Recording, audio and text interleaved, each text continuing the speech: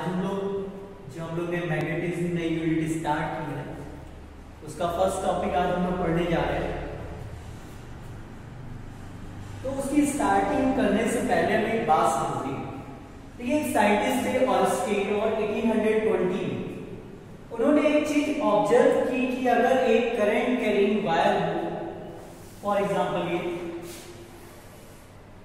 ये मान लीजिए करंट कैरिंग वायर है, इसमें करंट है, तो अगर इसके पास आप कोई मैग्नेटिक नीडल रख दोगे, मैग्नेटिक नीडल आपने रख दी, तो वो जो नीडल होगी वो डिफ्लेक्ट होना स्टार्ट हो जाती है जब इसमें करंट का फ्लो हो। ये चीज ऑब्जर्व की थी ऑरस्टेड ने, और ये माना जाता है कि मैग्नेटिक नीडल तभी डेविएट होती, तभी डिफ्लेक्ट होती है जब वो किसी मैग्नेटिक फील्ड में रखी गई हो।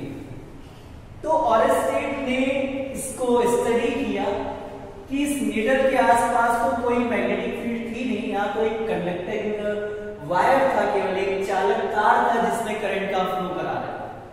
फिर उन्होंने और ऑब्जर्वेशन किए, करंट को फ्लो कराना बंद कर दिया, तो उसमें डिफ्लेक्शन हो रहा था नीडल में वो भी बंद हो गया। यानी नीडल में जो डिफ्लेक्शन हो रहा है वो उस करंट की वजह से हो रहा था जो उस वायर में फ्लो हो रहा है।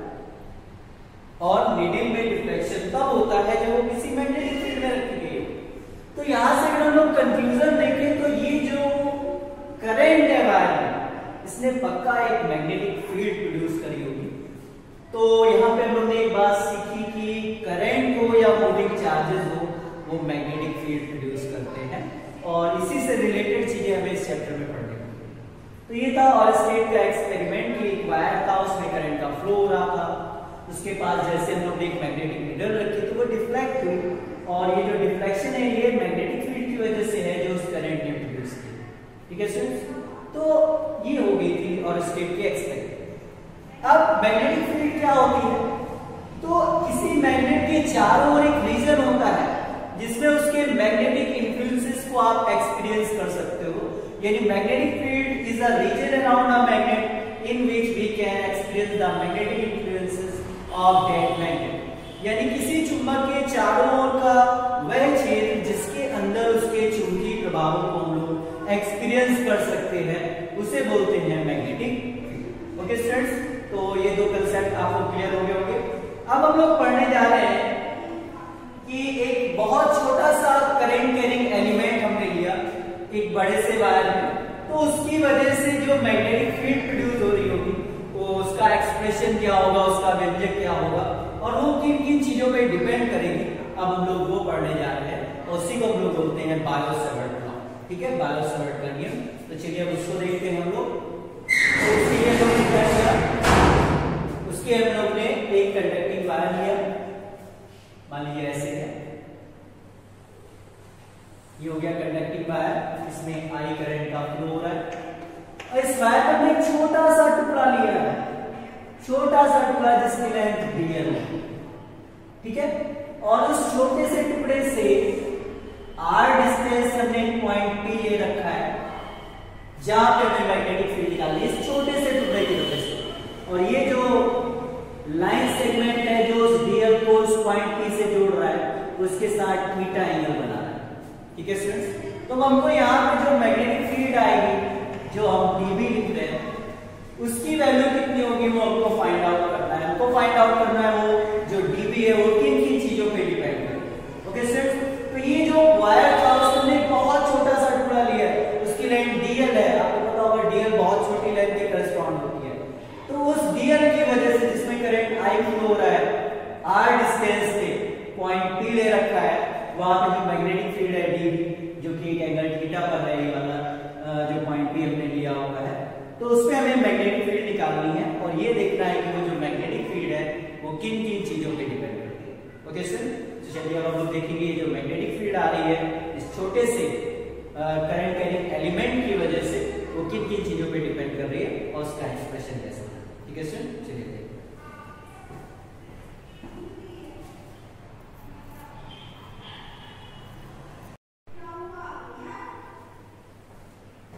देखिए ये जो मैग्नेटिक फील्ड आ रही है ये किन किन चीजों पे डिपेंड करेगी।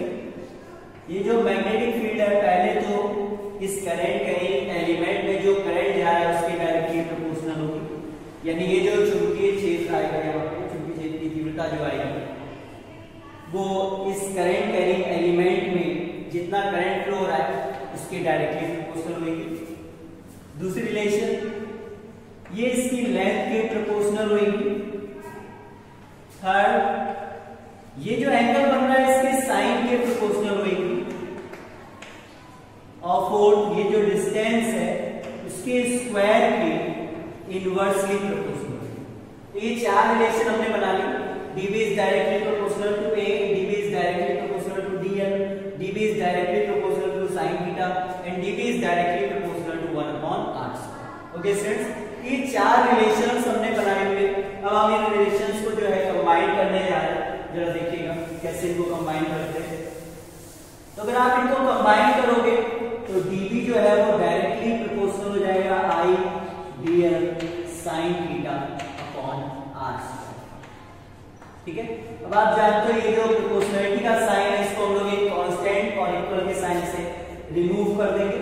तो अगर ये जो कंडक्टिंग वायर है ये वैक्यूम या एयर में रखा हो और बाकी सारे यूनिट्स हम लोग ने SI यूनिट के हिसाब से ले रखे हो, तो यहाँ जो कांस्टेंट आता है वो आता है mu naught upon 4 I dl sin theta upon r square. Okay students, तो ये एक्सप्रेशन बन के आ गया उस छोटे से करंट कैरिंग एलिमेंट की वजह से कितनी मैग्नेटिक फील्ड प्रोड्यूस हो रही है उसका एक्सप्रेशन हम लोग ने फाइंड आउट किया। ओके स्टूडेंट्स, होप आपको ये चीज समझ आई होगी। अब बात करते हैं म्यू नॉट क्या है। तो म्यू नॉट को बोलते हैं permeability of free space. Permeability of free space यानी निर्वात की चुंबकशीलता, और इसकी वैल्यू होती है 4 pi into 10 raise to the power -7 newton per ampere square. तो अगर हम इस कांस्टेंट की वैल्यू निकालना चाहें म्यू नॉट अपॉन 4 पाई तो वो कितनी आ जाएगी? तो देखिए जरा इस कांस्टेंट की वैल्यू निकाल लेते हैं। तो म्यू नॉट अपॉन 4 पाई की वैल्यू हो जाएगी। तो म्यू नॉट की आप रखेंगे 4 पाई इंटू 10 4 पाई से 4 पाई कैंसिल हो जाएगा, इसकी वैल्यू हो जाएगी 10 raise to the power -7 newton per ampere square. Okay students, तो यहाँ पे म्यू नॉट को बोलते हैं परमिएबिलिटी ऑफ फ्री स्पेस और म्यू नॉट की वैल्यू होती है 4 pi into 10 raise to the power -7 newton per ampere square.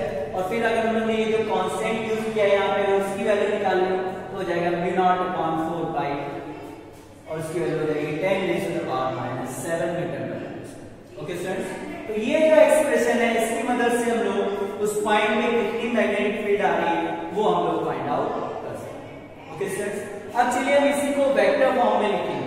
ठीक है कि अगर यही जो एक्सप्रेशन है क्योंकि जो मैग्नेटिक फील्ड इंटेंसिटी वो एक वेक्टर क्वांटिटी होती है, तो अब हम उसको वेक्टर क्वांटिटी यानी वेक्टर फॉर्म में लिखने जा रहे हैं। जरा उसको ध्यान दीजिए।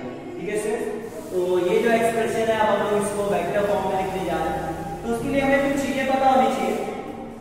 तो हमने अभी केवल वो एलिमेंट बनाया है जिसकी वजह से हमने फील्ड निकाली थी यहाँ पे। तो अगर हम आपसे पूछें यहाँ पे जो फील्ड आएगी वो किस डायरेक्शन में आएगी, तो उसके लिए हम लोग यहाँ लागू लगाएंगे। हाई स्कूल में आपने पढ़ा होगा करंट जिधर जा रहा है और फिंगर्स वहां रखते हैं यहाँ पे पॉइंट। आप फिंगर्स को अंदर की तरफ, फिंगर्स से जो परपेंडिकुलर ड्रा करोगे वो अंदर की तरफ जा रहा है, यानी यहाँ पे जो मैग्नेटिक फील्ड की डायरेक्शन होगी वो अंदर। ठीक है स्टूडेंट्स, तो मैग्नेटिक फील्ड की डायरेक्शन होगी अंदर की तरफ। और अगर हम लोग थोड़ी देर के लिए यहाँ पे एक वेक्टर को असाइन करने जा रहे हैं dl एज अ वेक्टर, हम लोग इसको डील करेंगे जिसकी डायरेक्शन हम लोग वही मानेंगे जिस डायरेक्शन में करंट जा रहा है। तो ये हो गया dl वेक्टर। अब अगर हम लोग पूछे कि b की जो डायरेक्शन है वो अंदर है और ये हो गया r वेक्टर यानी position vector with respect to small current carrying element. अगर हम इसके हिसाब से चले कि b अंदर आया तो एक तरीके से ये तो स्क्रू लॉ की तरीके है ना।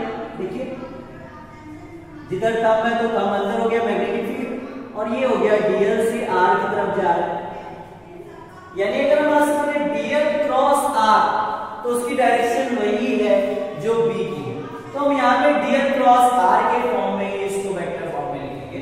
तो इसकी वेक्टर फॉर्म को कैसे लिखना है, तो dv एज अ वेक्टर हम लोग लिखेंगे mu naught upon 4 pi I dl cross r।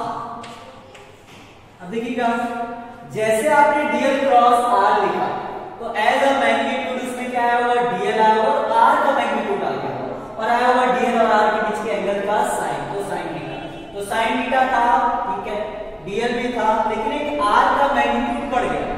अगर वो बढ़ गया है तो उसे आपको नीचे भी मल्टीप्लाई करना पड़ेगा ताकि वो एक्सप्रेशन बैलेंस रहे, इसीलिए नीचे आ जाएगा आर।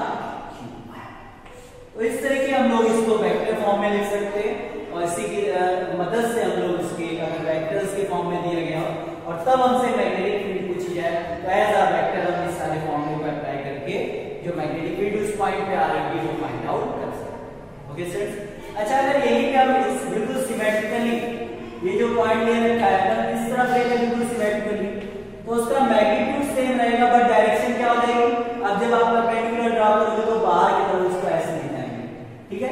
तो अगर एक सिमेट्रिकल पॉइंट ले लें इस डीएल के रिस्पेक्ट में तो यहाँ पे जो मैग्नेटिक फील्ड है वो इस बोर्ड के प्लेन के परपेंडिकुलर अंदर की तरफ है और यहाँ पे देखें तो वो बोर्ड के प्लेन के परपेंडिकुलर बाहर की तरफ। ओके स्टूडेंट्स, तो ये एक्सप्रेशन था आपका बायो-सेवर्ट लॉ, इसी को बोलते हैं। इसमें म्यू नॉट क्या था, म्यू नॉट को बोलते हैं परमिएबिलिटी ऑफ फ्री स्पेस और म्यू नॉट अपॉन 4 पाई जो पूरा कांस्टेंट है उस कांस्टेंट की वैल्यू थी 10⁻⁷ और इसका यूनिट था न्यूटन पर एम्पीयर।